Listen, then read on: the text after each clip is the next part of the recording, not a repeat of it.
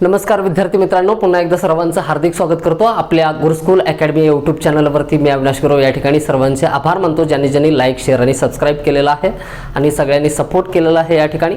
तर चला तर मग आजच्या व्हिडिओ लेक्चरला आपण सुरुवात करू, ज्याच्यामध्ये आपण काय भारतातील लोह अयस्काच्या संदर्भात चर्चा करत असताना पाहिलेलं होतं. भारतातील जे लोह अयस्क आहे, लोह अयस्काच्या संदर्भात आपण चर्चा करत होतो. लोह अयस्क ज्याला आयरन ओर असं म्हणतात, तर याचं क्लासिफिकेशन बघितलं होतं. त्याच्यानंतर डिस्ट्रीब्युशन सुद्धा आपण बघितलेलं होतं.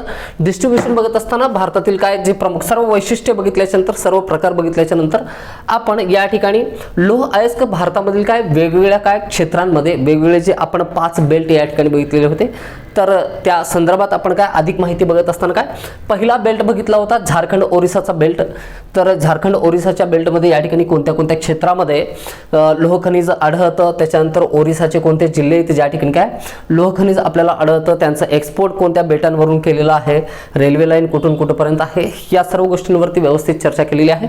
2 बेल्ट आपले झाले होते. एक होतं झारखंड ओरिसा बेल्ट आणि दुसरा बघितला होता आपण काय या ठिकाणी छत्तीसगड मधला बेल्ट बघितला होता आपण, ज्याला की आपल्याला काय बस्तर, चंद्रपूर बस्तर आणि या ठिकाणी दुर्ग हा बेल्ट बघितलेला होता. तर तिसरा बेल्ट आपल्याला बघायचा आहे आज, बेल्लारी, चित्रदुर्ग, चिकमंगलुरू,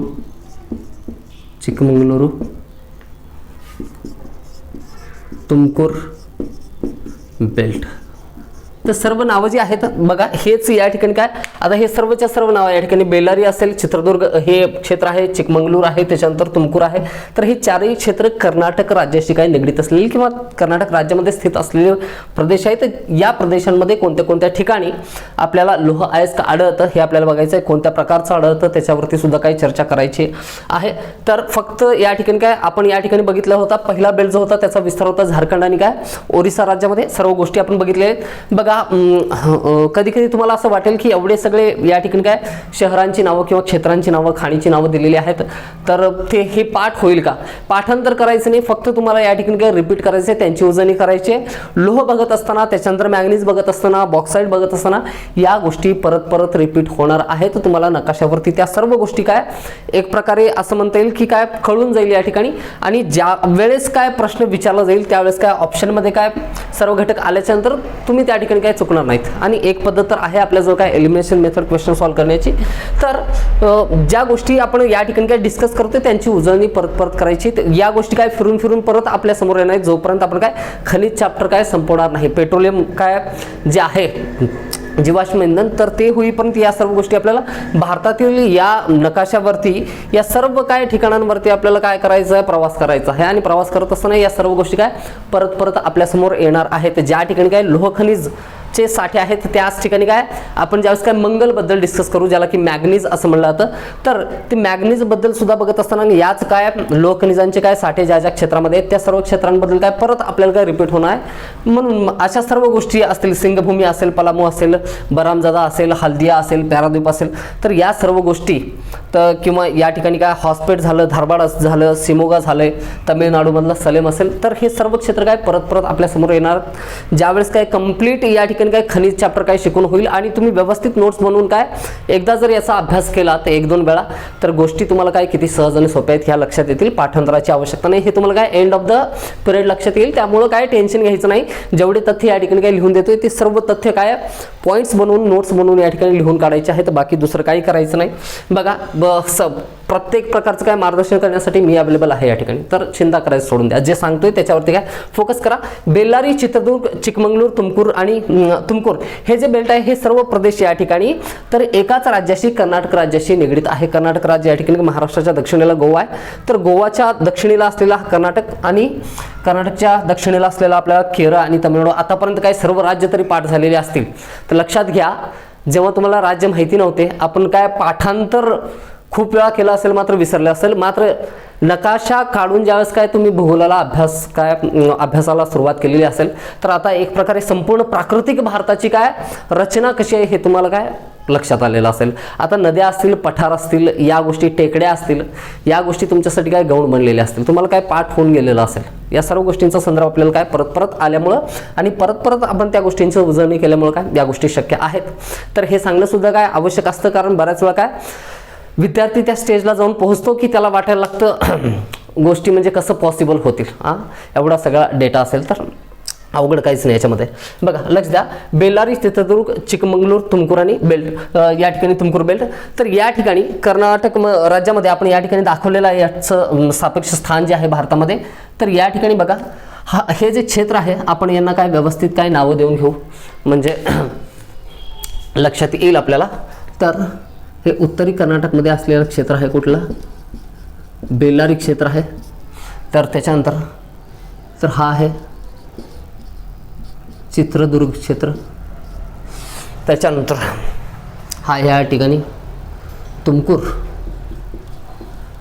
काही नावं तुमच्यासाठी नवीन असतील ते जशाच तसं काय लिहून घ्यायची आहेत, पाठ करायची आवश्यकता नाही, गोष्टी परत परत रिपीट होणार आहेत. त्याच्यानंतर या ठिकाणी एक क्षेत्र आहे आपण दाखवलेलं नाही, कुठलं, चिकमंगळूर.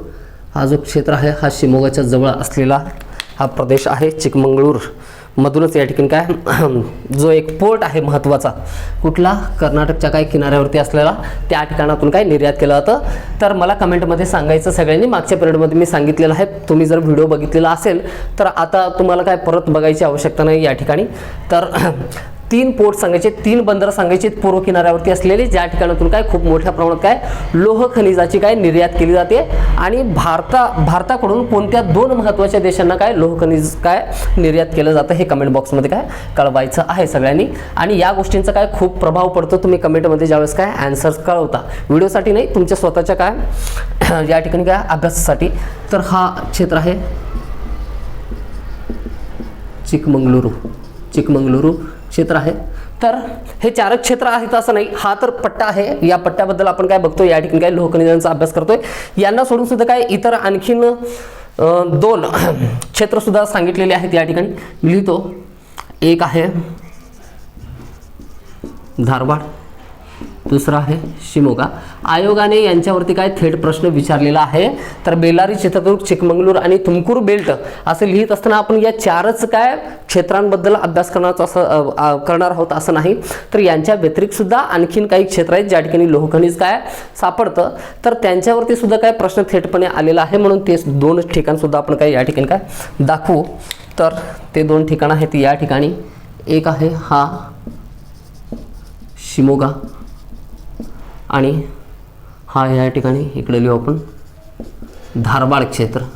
तर हे सर्व असे क्षेत्र आहेत ज्या ठिकाणी लोह खनिजाचं काय उत्पादन घेतलं जातं. लोहाचं उत्पादन हे काय लोहपोलाद उद्योगाचे जे काय कारखाने आहेत, इंडस्ट्रीज आहेत, किंवा आपल्याला काय म्हणतं लोह इस्पात उद्योग जे आहेत, स्टील इंडस्ट्रीज जे आहेत, त्या ठिकाणी काय लोहाचं उत्पादन घेतलं जातं.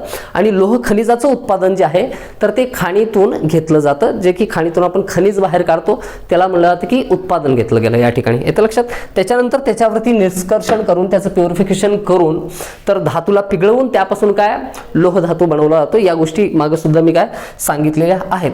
बघा या ठिकाणी आता एकूण भारतामध्ये बघा कर्नाटक राज्याच्या बाबतीत जर प्रश्न आला तर महत्त्वपूर्ण लोह अयस्काच्या बाबतीत सगळ्यात महत्त्वपूर्ण पॉईंट असा आहे की संपूर्ण भारतामध्ये जेवढं काही मॅग्नेटाईटचं उत्पादन घेतलं जातं, मॅग्नेटाईट या खनिजाचं, मॅग्नेटाईट सर्वोच्च प्रतीचा या ठिकाणी काय लोह खनिज आहे ज्याच्यामध्ये काय सर्वाधिक प्रमाणात काय लोह असतं हे आपण बघितलेलं होतं. तर या ठिकाणी काय 70 to 72% आपण असं बघितलेलं होतं.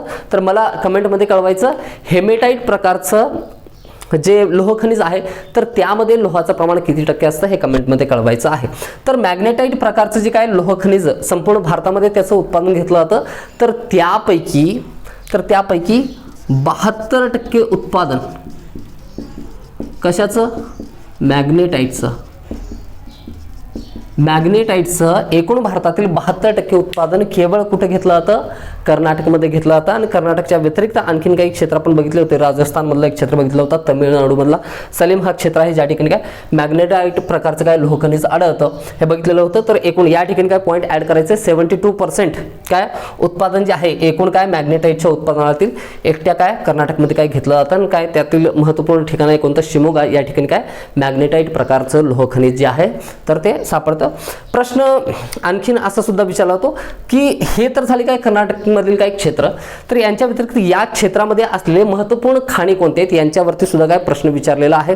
तुम्हाला कॉलम ए आणि कॉलम बी देऊन काय सम्मिलित करा किंवा जोड्या लावा अशा प्रकारे काय प्रश्न विचारला जाऊ शकतो. म्हणजे एखादी या ठिकाणी काय खाण आहे, बाबा बुदान टेकड्या असतील, या ठिकाणी काय कुंद्रेमुख टेकडी असेल तर कुंद्रेमुख हे काय प्राकृतिक भारत आपण ज्यावेळेस काय अभ्यास केला शिखर बघितलं होतं कुंद्रेमुख, नद्यांचा उगम बघत नदी प्रणाली चॅप्टर बघत असताना आता या ठिकाणी कुंद्रेमुख जर खाण आली आणि इकडे राज्य जर असतील तर आपण कुंद्रेमुखची जोडी या ठिकाणी ओरिसा सोबत किंवा झारखंड सोबत तर लावणार नाही.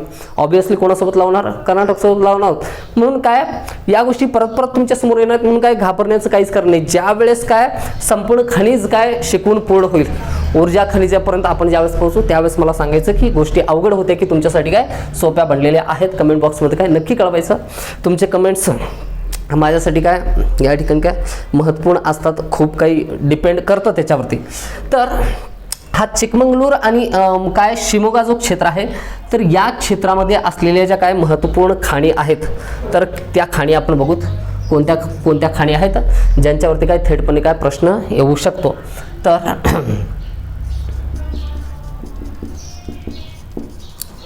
बाबा बुदान टेकड्या कोणत्या क्षेत्रातील बघतोय आपण, हा जो चिकमंगळूर आहे, चिकमंगळूर आणि शिमोगा क्षेत्रातील किंवा धारवाड क्षेत्र जो आहे तर या क्षेत्रामध्ये असणाऱ्या काय खाणी बघतोय. आपल्याला असं म्हणता येईल की काय या खाणी चिकमंगळूर क्षेत्रामधील काय अधिक आहेत.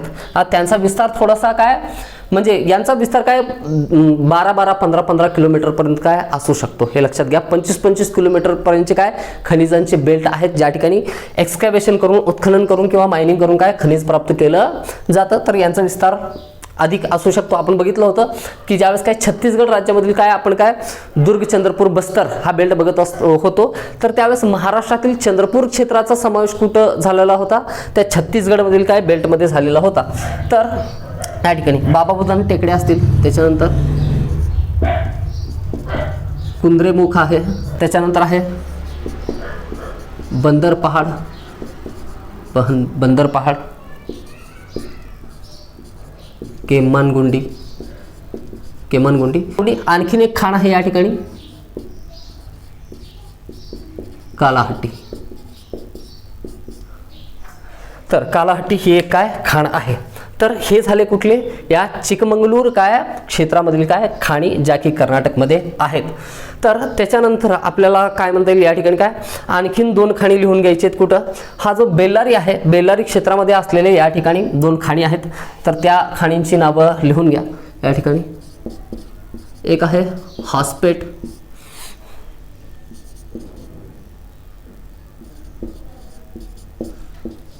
संदूर टेकड्या. तर यांच्याबद्दल काय विशेष काय आहे बघा, बेल्लारी क्षेत्रामधील काय या 2 खाणी आहेत. यांच्या व्यतिरिक्त सुद्धा काय आणखीन खाणी आहेत बघा.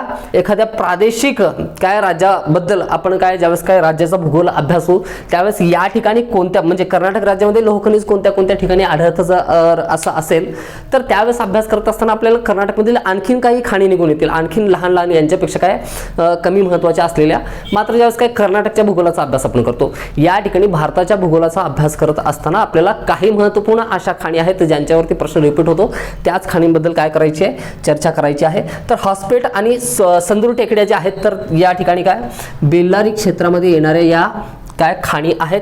तर या खाणींमार्फत या ठिकाणी एक स्टील उद्योग आहे किंवा लोह इस्पात उद्योग म्हणतो किंवा लोह पोलाद उद्योग ज्याला म्हणतो किंवा आयरन इंडस्ट्री जी आहे तर ही इंडस्ट्री आहे कोणती, विजयनगर आयरन इंडस्ट्री किंवा विजयनगर काय लोह पोलाद उद्योग जो आहे तर त्या विजयनगर लोह पोलाद उद्योगाला याच हॉस्पेट आणि संदूर टेकड्यामधून निघणारे जे लोह खनिज आहे तर त्यापासूनच काय पोलाद निर्मितीचा लोह धातू निर्मितीचा काय उद्योग त्या ठिकाणी काय चालतो. या खाणींमधून काय लोह खनिज जे आहे तर ते अशा पद्धतीने हॉस्पेट आणि काय संदूर टेकड्या या खाणींमधील काय लोह खनिज कुठं विजयनगर काय स्टील प्लांटला काय पाठवलं होतं. तर याच्या व्यतिरिक्त कर्नाटकमध्ये आणखीन एक महत्त्वपूर्ण काय स्टील प्लांट आहे या ठिकाणी काय चित्रदुर्ग परिसरामध्ये आपल्याला म्हणता येईल. हा जो या ठिकाणी तो आहे काय भद्रावती. दोन नावं महत्त्वपूर्ण या ठिकाणी काय लिहून घ्या.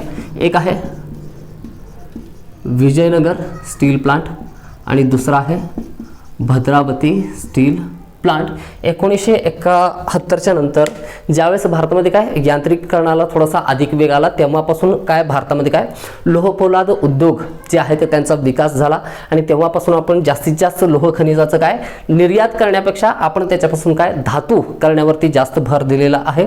खूप मोठ्या प्रमाणात काय कर्नाटकमध्ये जे उत्पादन होतं, कर्नाटकमध्ये काय खूप काही उत्पादन होत नाही. बघा 3ऱ्या क्रमांकाचा बेल्ट बघतोय या ठिकाणी, मात्र 72% उत्पादन जरी मॅग्नेटाईटचं होत असलं तरी भारतामध्ये मॅग्नेटाईट प्रकारचं लोह खनिज जे आहे ते अत्यल्प आढळतं. हे आपण काय मॅग्नेटाईट प्रकार बघत असताना डिस्कस केलेलं होतं. तर हे उत्पादन काय खूप नाही. एकूण भारतामध्ये जेवढं काही मॅग्नेटाईटचं उत्पादन होतं त्यापैकी 72% उत्पादन काय कर्नाटकमध्ये होतो. आपल्याला फक्त तथ्यांवरती लक्ष ठेवायचं आहे. ज्या ठिकाणी प्रश्न बनतो आणि विचारला गेल्याच्या नंतर आपल्याला कोणत्याही अँगलने विचारला जाऊ द्या, आपल्याला आन्सर करता आलं पाहिजे. अशा पद्धतीने या गोष्टी काय करायच्यात समजून घ्यायच्या आहेत. त्याच्यानंतर लोहपोलाद उद्योगांना काय हा लोह खनिज वापरल्याच्या नंतर इतर राहिलेला काय खूप मोठ्या प्रमाणात काय शिल्लक लोह खनिज जो आहे तो आपण काय या पश्चिम किनाऱ्यावरून सुद्धा काय करतो निर्यात करत असतो. तर त्यासाठी या ठिकाणी एक महत्त्वपूर्ण बंदर आहे. तर ते इथं आपण दाखवलेलं ऑलरेडी या ठिकाणी. तर आहे एक आहे कर्नाटकची कॅपिटल सिटी कोणती बंगळुरू आणि या ठिकाणी आहे मंगळुरू. कोणतं पोर्ट आहे मंगळुरू आणि चिकमंगळुरू हे जे आहे तर ते या ठिकाणी काय ते बेट नाही. लक्षात घ्या नावांमध्ये थोडासा काय लिटल बिट कन्फ्युजन होऊ शकतं. चिकमंगळूर जे आहे त्या ठिकाणी काय लोह खनिज सापडतं. ते कोणत्या धारवाड आणि हा जो काय शिमोगा परिसर होता या ठिकाणी असलेला तो क्षेत्र आहे. किनाऱ्यापासून खूप दूर नाही. आपल्याला असं म्हणता येईल की काही 40 ते 50 किलोमीटर काय आतमध्ये हे चिकमंगळूर आहे आणि किनाऱ्यावरती असलेलं बंदर कोणतं आहे मंगळुरू आहे. आणि या ठिकाणी असलेली कर्नाटकची राजधानी कोणती आहे बेंगलुरू असं आहे. अगोदर बेंगलोर असं नाव होतं, नंतर ते बदलवून त्या ठिकाणी काय बंगळुरू काय केलेलं आहे. शासन जसं बदलतं तसं काय नाव बदलण्याचे काय ट्रेंड असतात. बरेच तुम्ही काय यूपीमध्ये बदललेले तुम्हाला काय नावं माहिती असतील. तर यूपीमध्ये काय रिसेंट काय बदललेलं नाव सांगायचं शहराचं. उत्तर प्रदेशमधील या ठिकाणी काय एक रिसेंट अलीकडेच काय एका शहराचं नाव बदलवण्यात आलेलं आहे. तर कोणत्या सरकारने बदलवलं याच्याशी आपल्याला काय घेणं देणं नाही. नाव काय बदललेलं आहे बदलून काय ठेवलेलं आहे प्रश्न विचारले जाण्याची शक्यता असू शकते. आपल्याला त्याच्याबद्दल काय ज्ञात पाहिजे. तर हा जो मंगळुरू पोर्ट आहे बंदर आहे तर या मंगळुरू पोर्टवरून या ठिकाणी खूप साऱ्या देशांना काय जो कच्चा लोह खनिज आहे तो निर्यात केला जातो. आणि त्यासाठी काय केलेलं आहे तर हा जो कुंद्रेमुख आपण काय एक खाण बघितली होती महत्त्वपूर्ण. तर या कुंद्रेमुख खाणीपासून तर या मंगळूर काय पोर्टपर्यंत या ठिकाणी काय एक कन्व्हेअर बेल्ट त्या ठिकाणी काय बसवण्यात आलेला आहे. कन्व्हेअर बेल्ट काय असतो बघा अशा पद्धतीने व्हील्स असतात किंवा ज्याला आपण काय रोलर म्हणू शकतो हे अशा पद्धतीने आणि याच्यावरती एक बेल्ट चढवलेला असतो भारी भरकम मजबूत असा. अशा पद्धतीने अशा पद्धतीने हा रोटेट होत असतो. म्हणजे या ठिकाणी असेल कुंद्रेमुख आणि या ठिकाणी असेल काय मंगळुरू पोर्ट. तर कुंद्रेमुखमध्ये या ठिकाणी काय लोह खनिज जो आहे तो आणून कन्व्हेअर बेल्टवरती अशा पद्धतीने काय टाकला जातो आणि बेल्ट जेव्हा रोटेट होतो जेव्हा ते पुढे सरकतो लोह खनिज अशा पद्धतीने कुठं मंगळूर पोर्टवरती काय सहजरित्या त्या ठिकाणी काय येऊ शकतं. आणि या ठिकाणी जहाज जे आहेत मंगळूर पोर्टवरती अगदी किनाऱ्याला काय लागून या ठिकाणी काय जहाजं थांबू शकतात. कारण आपण बघितलेलं होतं पश्चिम किनाऱ्यावरती असलेली जेवढी काही बंदरं आहेत ती कशी नैसर्गिक बंदरे आहेत प्राकृतिक बंदरे आहेत. खोल आणि दंतूर किनारा असल्यामुळे जहाजे जी आहेत ती पूर्णपणे काय बंदरांपर्यंत येऊ शकतात. त्याच पद्धतीने काय कोलकाता पोर्टवरती या ठिकाणी काय जहाज जाऊ शकत नाही. या ठिकाणी जे पोर्ट्स आहेत पूर्व किनाऱ्यावरती समुद्राचा किनारा उथळ असल्यामुळे भूखंडमंच जो आहे तो अधिक खोल नसल्यामुळे या ठिकाणी काय मानव निर्मित किंवा आर्टिफिशियल पोर्ट्सचा या ठिकाणी काय विकास झालेला आहे. मात्र काय मुंबई असेल या ठिकाणी मार्मागोवा असेल किंवा मंगळुरू असेल तर हे सर्व पोर्ट जे आहेत ते काय नैसर्गिक बंदर आहेत. अशा पद्धतीने काय जहाज येतं आणि लगेचच या ठिकाणी काय हे लोह खनिज जे आहे अशा पद्धतीने काय लोडिंगचं काम या ठिकाणी जे आहे तर ते मंगळूर पोर्टवरती चालतं. आणि अशा पद्धतीने काय म्हणजे एक प्रकारे असं म्हणता येईल की लोह खनिज निर्यात करण्यासाठी या ठिकाणी काय अगदी अनुकूल असा या ठिकाणी काय हा किनारा आहे. तर त्याच्यामुळं खूप मोठ्या प्रमाणात काय मंगळूर पोर्टवरून काय लोह खनिजाचं काय निर्यात केलं जातं. निर्यातक देश कोणते आहेत आपल्याला माहिती आहे, एक आहे जपान, दुसरा आहे चायना. तर मला कमेंट बॉक्समध्ये कळवायचं आहे जपान आणि चायनाच्या व्यतिरिक्त इतर कोणत्या देशांना काय भारत काय लोह खनिज निर्यात करतो. तर त्याच्यानंतर तुम्ही कमेंट केल्याच्यानंतर मी काय ॲडिशनल काही पॉईंट्स आहेत ते सुद्धा या ठिकाणी काय सांगेन. आता सध्या एवढं लक्षात आलं कुंद्रेमुख परिसरापासून ते कुठं मंगळूरू पोर्टपर्यंत या ठिकाणी काय केलेलं आहे कन्व्हेअर बेल्ट बसवण्यात आलेला आहे. या कन्व्हेअर बेल्टची लांबी आहे जेमतेम 10 ते 12 किलोमीटर. आपल्याला हे कधीच विचारणार नाही, कोणी विचारायचं नाही सर 10 आहे की ॲक्च्युअलमध्ये 11 आहे, 11.5 किलोमीटर आहे की 12.5 किलोमीटर आहे. तर याचं डिस्टन्स किती आहे हे आपल्याला विचारलं जाणार नाही. तर पश्चिम किनाऱ्यावरून कोणत्या बंदरावरून किंवा कर्नाटकमधील कोणत्या बंदरावरून या ठिकाणी काय लोह खनिज निर्यात केलं जातं असा प्रश्न असू शकतो. तर सिम्पली आपण त्याला काय आन्सर करू शकतो. सर्व गोष्टी आपल्याला व्यवस्थितरित्या माहिती असणं आवश्यक आहे, त्याच्या डिटेलमध्ये जाण्याची आवश्यकता नाही. जेवढं आवश्यक आहे तेवढंच या ठिकाणी काय मी सांगतो या ठिकाणी. तर अशा पद्धतीने आता फक्त कुंद्रेमुख ते मंगळूरू पोर्टपर्यंत काय हा कन्व्हेअर बेल्ट बसवलेला आहे. म्हणजे काय कुंद्रेमुखमधून जे लोह खनिज निघतं फक्त तेच लोह खनिज या ठिकाणी काही निर्यात केलं जातं असं नाही. तर या ठिकाणी कुंद्रेमुखच्या जवळच असलेले हे जे काय शिमोगा आहे किंवा काय या ठिकाणी कोणता असेल धारवाड जे आहे तर या क्षेत्रामध्ये किंवा चिकमंगळूरू क्षेत्र जे आहे तर त्या क्षेत्रामध्ये जे लोह खनिजाचं उत्पादन घेतलं जातं तर ते काय केलं जातं कुंद्रेमुखमध्ये स्थित असलेला जो कन्व्हेअर बेल्ट आहे तिथपर्यंत काय पोहोचवला जातो. आणि तिथून ट्रान्सपोर्टेशन कसं आहे अगदी सहज झालेलं आहे. फक्त बेल्टवरती लोह खनिज टाका आणि वाट बघत थांबा. मग काही मिनिटामध्ये ते कुठं पोहोचतं येऊन मंगळूरू पोर्टवरती येऊन पोहोचतात, तिथून काय निर्यात होतं.